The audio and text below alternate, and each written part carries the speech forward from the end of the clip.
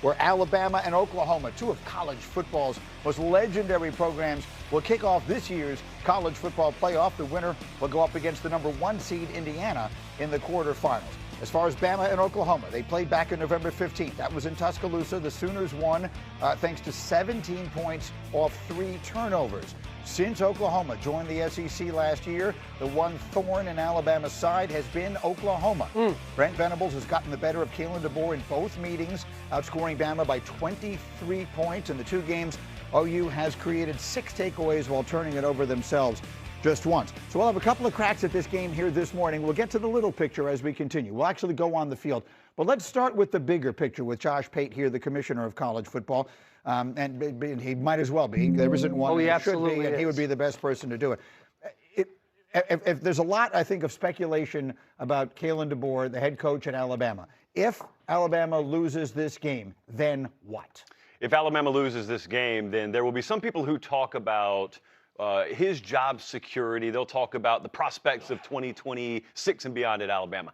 I think the conversation will actually shift immediately to what Michigan's doing.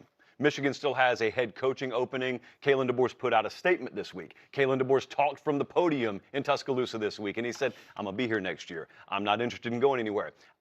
Respectfully, I don't think that's enough for Michigan. I think Michigan would require a no, and it would be this really weird dynamic where they lose. We were talking about this morning before the show. Like, normally when you lose, especially if it's Alabama, you're irate, you're upset. Alabama fans, though, they're aware that their coach is in demand. So might you want to temper your anger outwardly that you normally would just express all over talk radio, all over message boards, because you know, hey, the entire working theory around Alabama football right now is, could it be a little too uncomfortable for him? So it's this really weird dynamic. Your coach is in demand. He just lost his 4th game 2 years in a row.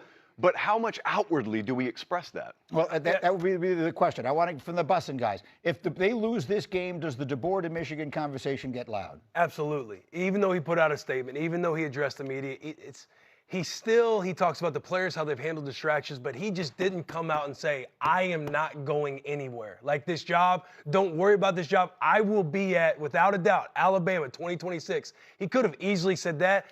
I think it's going to get loud. I think all eyes have been on this Oklahoma-Alabama game. If Alabama loses, I can see Kalen DeBoer going to Michigan. It certainly will make the noise a whole lot louder, and the storyline that we all deal with, it'll be much more exciting for all of us to watch. During that press conference, he obviously released a statement. He acknowledged the statement that he made, and then somebody asked him, hey, are you going to be the coach in 2026?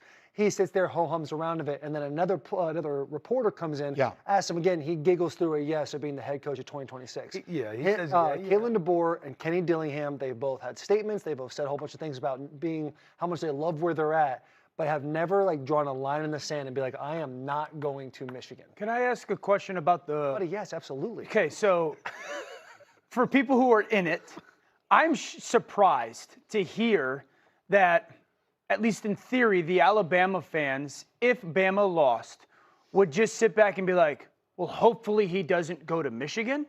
I would expect Alabama fans to be irate, going, we've lost 4 games 2 years in a row. Style of game, if they get one-sided like they did in the SEC title game, that would be back-to-back games of them getting thumped. I would have expected Alabama fans to be like, please go to Michigan so we can start over. I don't think they would be that way. I get where you're coming from there. I think they look at it and say, all right, why haven't we been able to run the ball? They've looked at it and said, there's still a transition in roster going on here, which Curt Cignetti blows to smithereens because, he makes no one else able to have an excuse because of what he's done in Indiana. I think if there wasn't the Michigan thing out there right now, the Penn State thing he swatted away pretty quickly. If there wasn't the Michigan thing out there right now, you would have the normal range of emotions.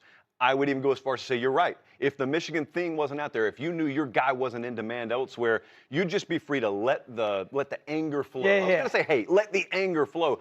But when you know that there's someone else knocking on the door, I don't know if you're having an argument in your household even, and you know that significant other is really in demand elsewhere, it just does something to what you're willing to let come out of your mouth. Is there an element also of this game of Alabama needing to prove that it belongs in this game, which is to say, we understand, and I'm looking directly at you, Will Compton, that the way they played, one of the criteria for this thing, and I have no idea how they decided this, is who's playing best at the end seems to factor greatly into who winds up getting into this playoff, and they seemed somewhat protected by getting into the SEC championship game and losing, but they certainly haven't looked like the 9th best team in the country over the last few weeks. Yeah, I think they have a lot to prove. When you look at their last month, having a close game, surviving South Carolina, surviving Auburn, getting throttled in the SEC championship, I think they have a lot to prove going into this game, because when you look at Bama, like I'm sitting here looking at, okay, is John Mateer, is he going to be healthy for this game? They have defense, they have special teams, they can win field position. They're going to be at Norman, Oklahoma.